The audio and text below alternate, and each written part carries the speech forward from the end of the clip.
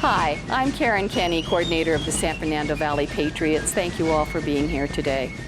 I want to introduce to you Mary Mark Haggard, and the presentation on the Federal Reserve is the Federal Reserve Behind Closed Doors. Let's welcome Mary Mark.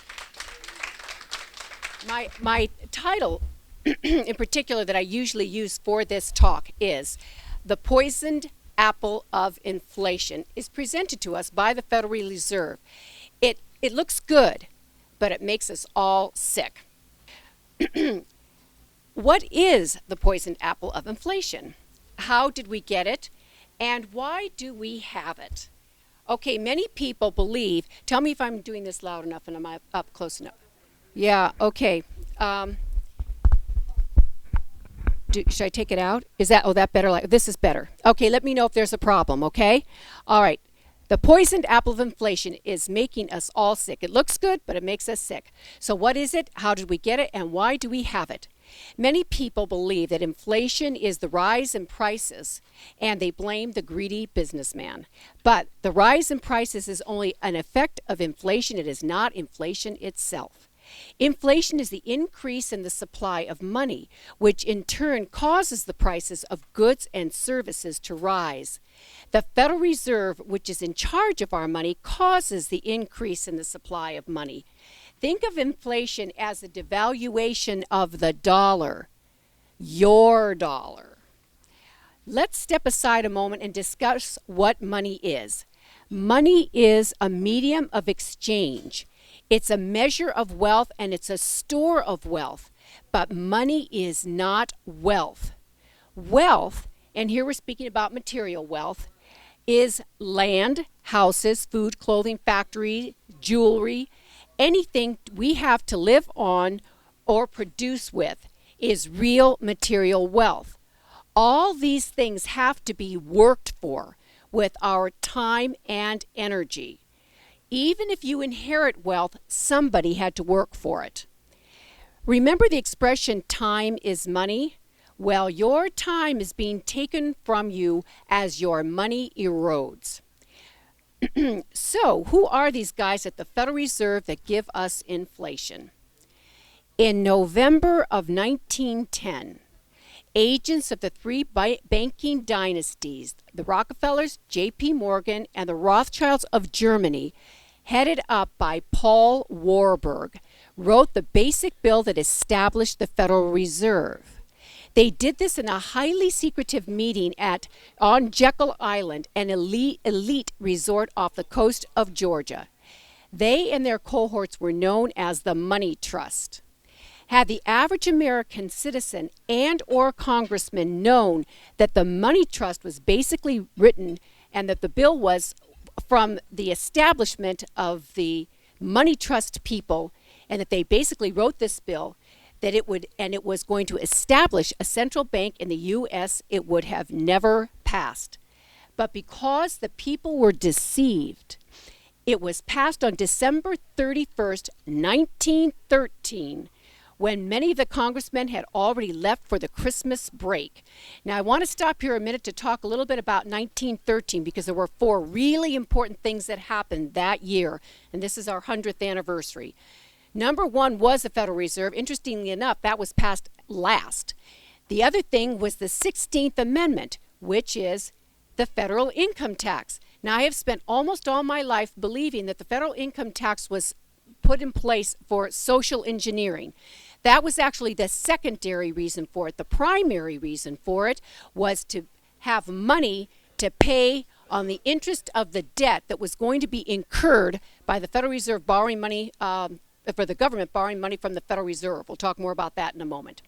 Okay, now, all right, so they did this all at a highly secretive meeting. Okay, that's right. So the same year, so we had Federal Reserve Act, the income tax, and then also the not-for-profit foundations.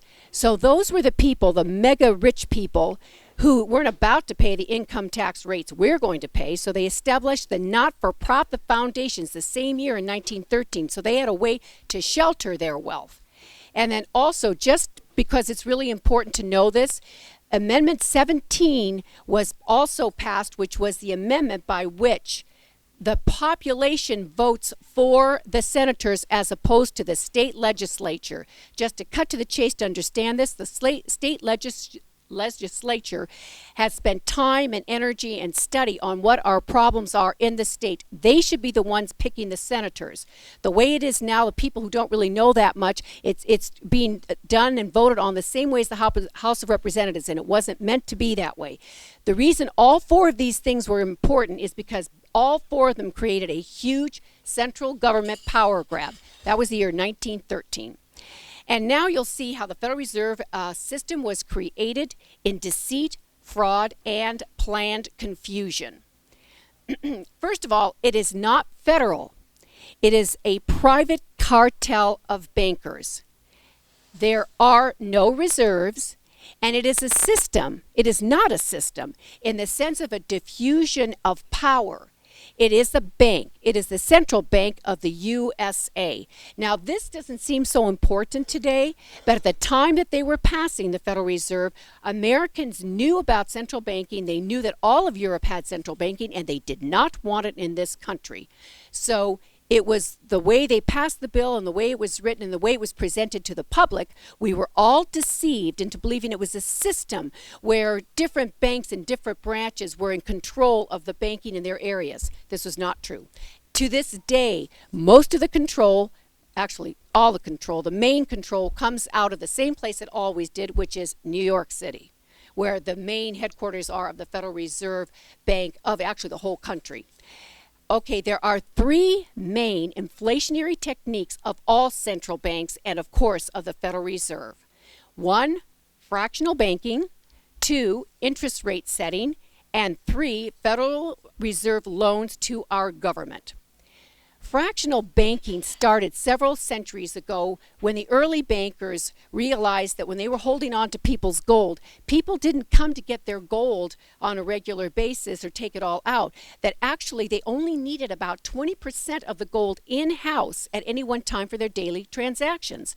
So they started loaning the rest of the money, the rest of the gold out, and they were getting interest on other people's money. That worked out pretty well for them. At the time the Federal Reserve was created in 1913, the fraction banks had to reserve was 21%. By 1917, it was 10%, as it is today. So how is fractional banking related to inflation? So now let's look at it.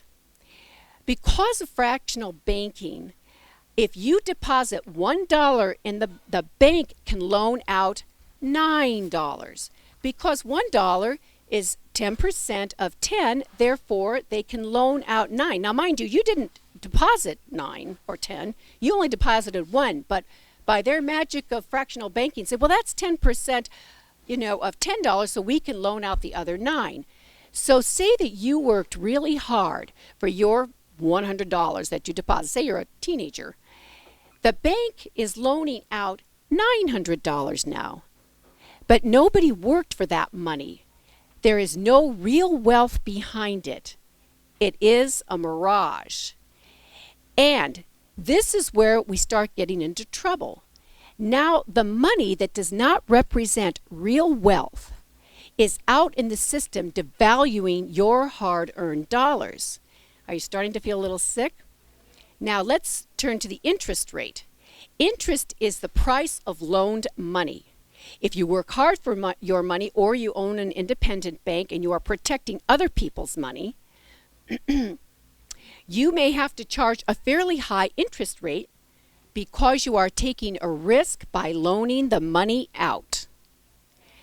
Now enter the Federal Reserve. It can set the interest rate, price of money, loan money, at whatever level it wants because it is creating money out of thin air that nobody worked for. So there is no risk in loaning it out. So the Federal Reserve charges banks, or can charge, and they are right now, very low interest. This is called the discount rate if banks need to borrow money from the Federal Reserve. So the banks in turn can charge very low interest rates to their customers. But this has two sides to it. Interest rates are low for borrowing, but they're also low for saving. So people are encouraged to borrow and not to save. This creates an indebted society always struggling to pay off debt. Are you getting sick? And I just read in a magazine, one of the new American magazines last night, that Friedrich Hayek and Ludwig von Mises, who were two big Austrian economists, said that the only way to prosperity is saving and investment, and that spending and demand will never get you there. So we have a society now that's saying we need to just keep demanding and keep spending, and that's how we're going to get out of trouble. The exact opposite is true. And I want you to think about it for just a minute. Take the farmer. If the farmer grows all the wheat and consumes all the wheat that year that he has harvested it, he cannot grow. He can't even grow a crop for next year. You have to hold on to something to keep growing. You can't just keep dissipating, using up what you have. Okay, so we are facing this situation again today, and I want you to understand how important it is that you know what caused the problem and that government spending is never the solution. You have the handout here. It's called, Do We Need a New Deal? Okay, that's the Xerox copy. It's the Xerox copy. Do we need a New Deal? And the answer is no. This article is so important. On two sides, it explains, first of all, during the time of Roosevelt, when he did all this New Deal stuff to try to help everybody, which a lot of people to this day think it saved our country. All of that did not help the unemployment rate. It stayed just as low as ever. And that was the first thing. The second thing was that they increased the taxes astronomically. You'll read about it. But the third thing that actually is so disturbing to me, and you'll read about in that article, is how it changed things in this country and how we got lobbyists and interest groups and people, favors for this group and not for other groups. So it really harmed our country very, very much. So we don't need another one. Actually, we have another one. He keeps on going. But to understand that the more and more spending is not going to be a solution. And this article will help you to understand that. So this article makes it very clear how government spending sickened our country during the Great Depression of the 1930s and will do the same to us today. Now let's move on to our main point. Okay, here we go. One of the functions of the Federal Reserve is to loan money to our government. In simplest terms, our government borrows money from the privately held bank called the Federal Reserve. After spending all of our tax dollars and all the money that they borrowed from someplace else. And we, the American citizens, owe that money back with interest.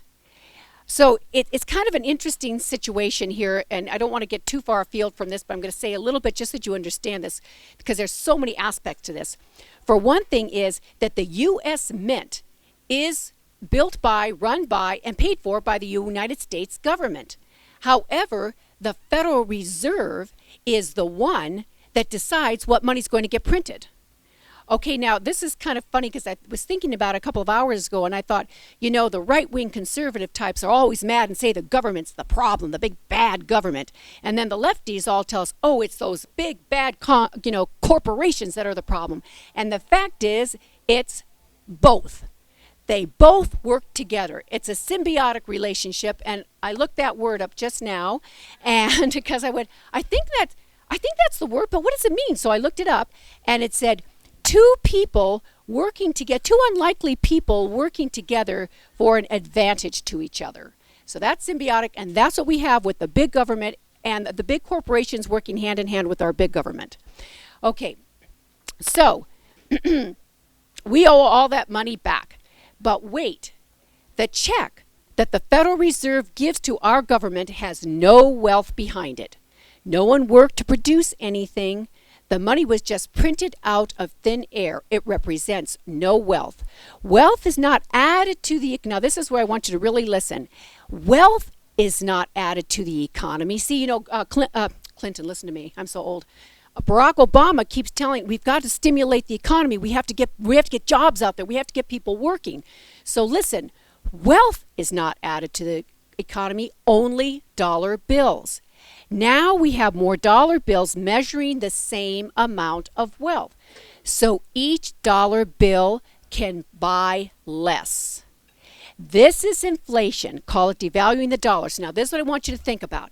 Take a brick that represents all the houses, the factories, the cars, the clothes, the furniture, and the goods and services all around the block in our country. In the old days, around the time of Benjamin Franklin, a state would print script to represent that. And then they would do exchanges. Well, what our government has been doing is printing more and more and more money. So here we have the same amount of goods and services, but more and more money representing it. So that means every time you go to buy something, you have to give more of those dollar bills to reflect the wealth. So that's why our prices keep going up.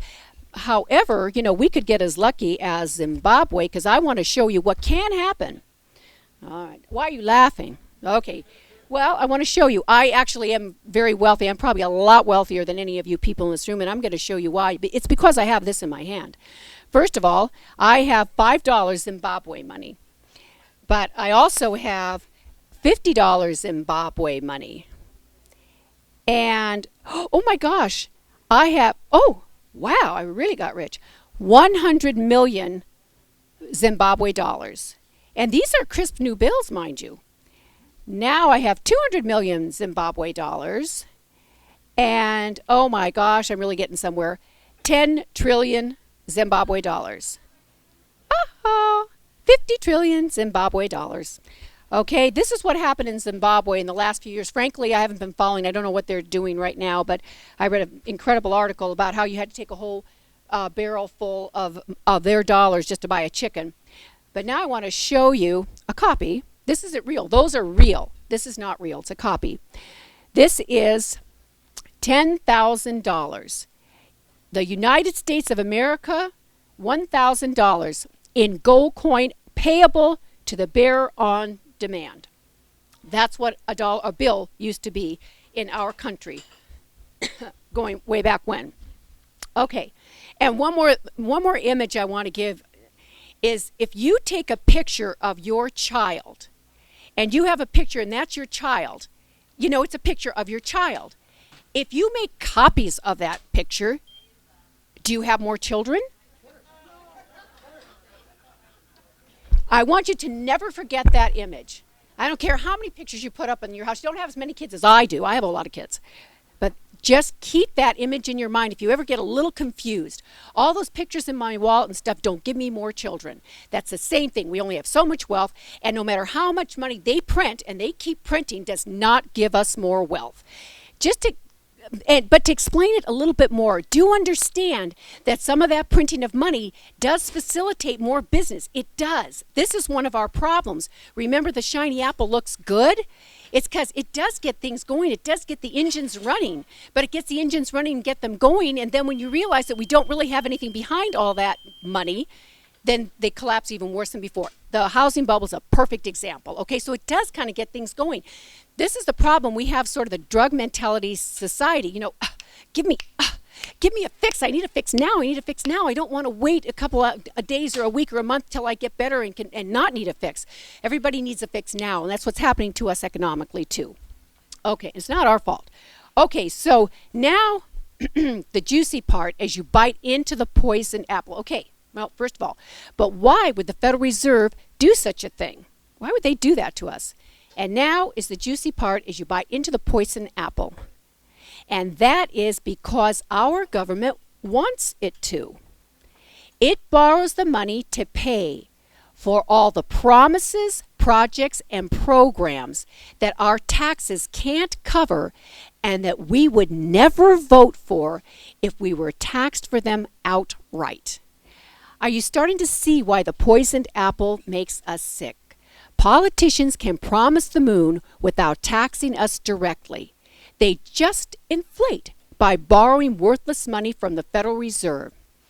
And just like the shiny red apple is tempting, so is the idea of all the well-meaning government acts. Medicare, food stamps, education, arts, EPA, wars to destroy nasty dictators. The list goes on. And they all sound, or many of them sound good on the surface. So have you always heard the expression that inflation is inevitable? Well, it wasn't in this country before the Federal Reserve came along. I want everybody to get this handout out and about the third page in, open it up, because there's a graph there that I want everybody to look at. Okay, now looking at that graph, way over on the side, just so you know, it might be kind of hard to read, is 1665, and that's on the left, and that line is the price, the median price of commodities in this country. The price remained more or less stable from 1665 to 1915, when the Federal Reserve policies started kicking in.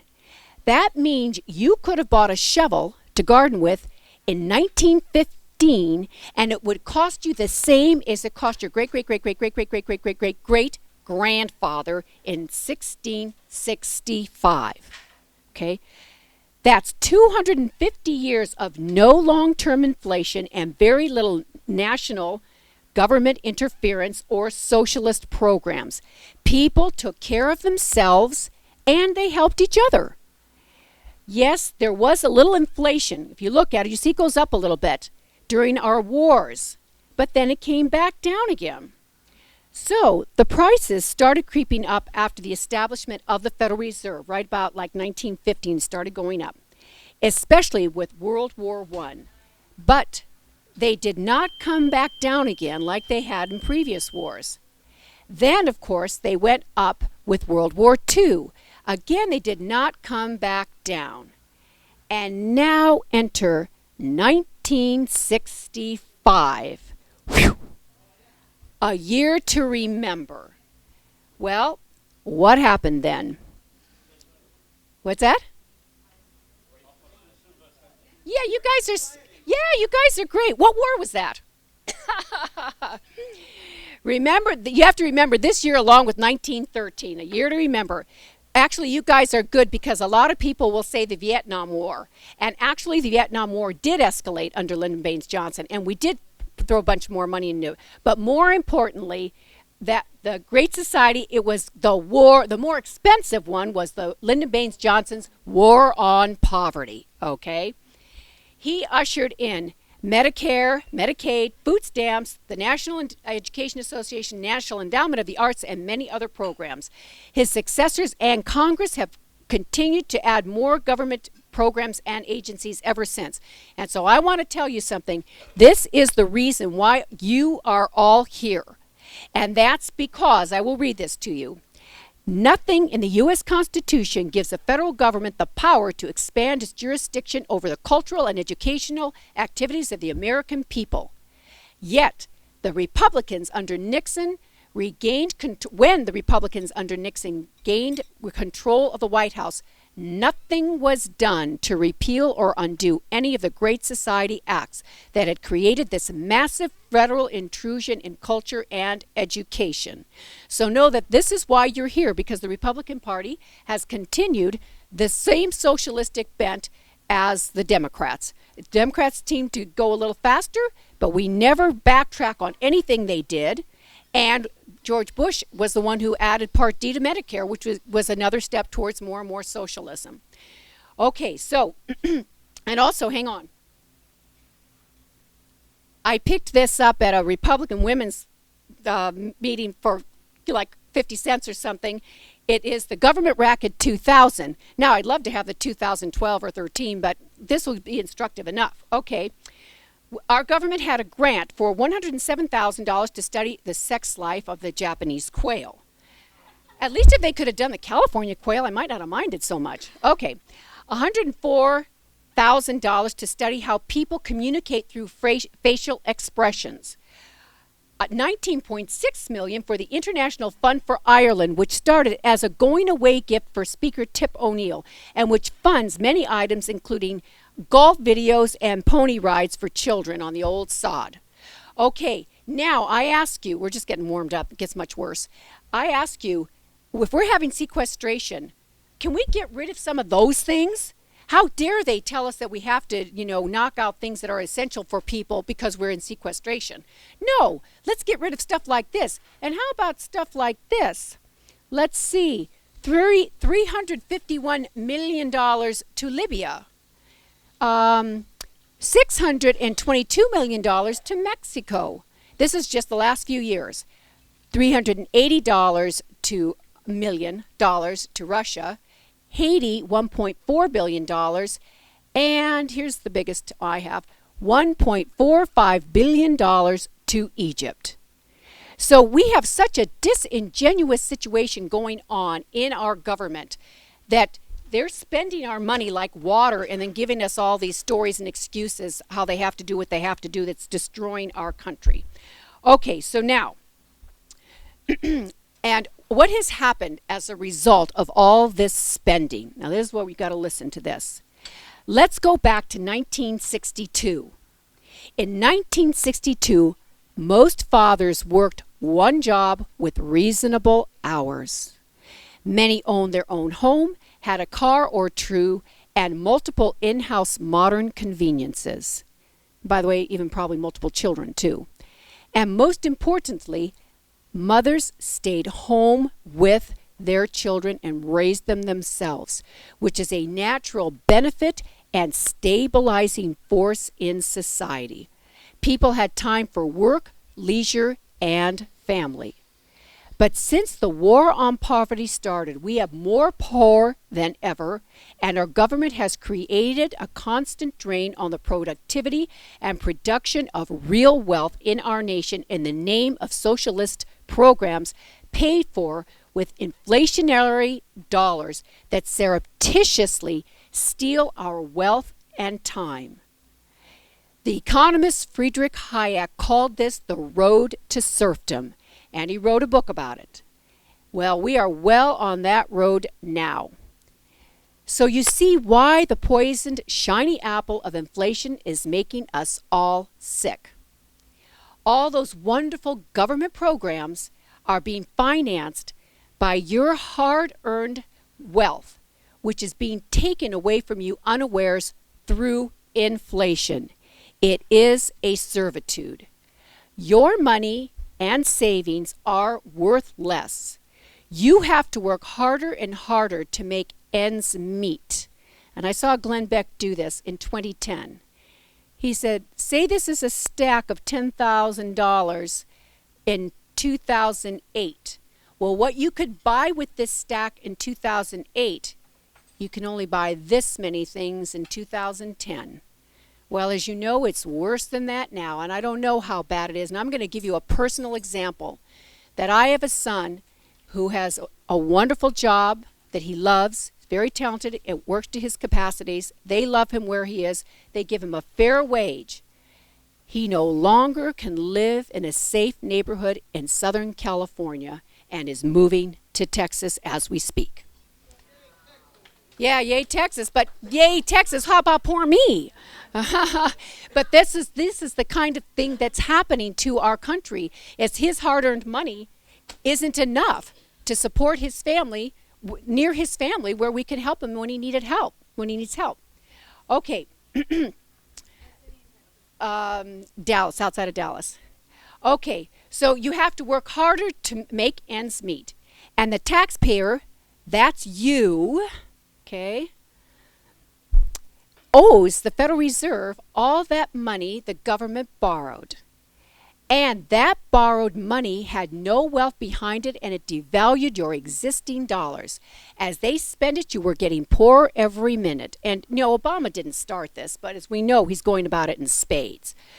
So the bankers who comprise the Federal Reserve get your wealth as you work to pay back the debt. The politicians get more power by using our wealth to bribe us. They promise so much, but we are really paying for it with our time, money, and energy. The more Obama and Congress spend, the less your dollar is worth. The citizens are finding it increasingly harder to raise a family and make ends meet. So, the Federal Reserve gets richer, the government gets power, and the citizens get serfdom. You, your children, and your grandchildren will owe the Federal Reserve bankers and others that our government borrows from for years to come. And this is what is making us sick. I say the bloom is off the apple. Oh, okay. I didn't introduce myself, she said. Okay, my name is Mary Mark Haggard. I graduated from UCLA in economics, but I had a more interesting background, which is really bizarre when I think back of it. How many of you remember Coast Federal Savings? Coast Federal Savings, 9th and Hill on the ground floor. The man who ran Coast Federal Savings, his name was Joe Crail, those 40 some odd years ago, had a seminar on Saturdays from 8 a.m. to 1 p.m. And they brought in very, very bright college students to learn about free market principles. My sister was in high school, but someone said she's really smart, you should bring her in. So she went in, and they just kind of grandfathered the rest of the siblings in. So all the way through high school, just about, I went from 8 a.m. to 1 p.m. every Saturday and learned about, we had to read about free market principles, we had to write pamphlets about it, and we had to give speeches on it. And we had professors from Pepperdine University came in and gave us instruction. But since then I went to college, I graduated, I was a dancer and a model and a singer and all that fun stuff, you know, having fun for a few years. And then I got married and I started having children. And just that you know, for whatever it's worth, I did have 6 children, and I did homeschool for 30 years. So,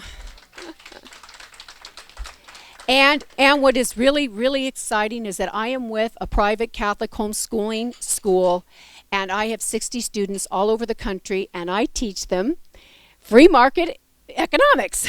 So I'm sending it out all over the country.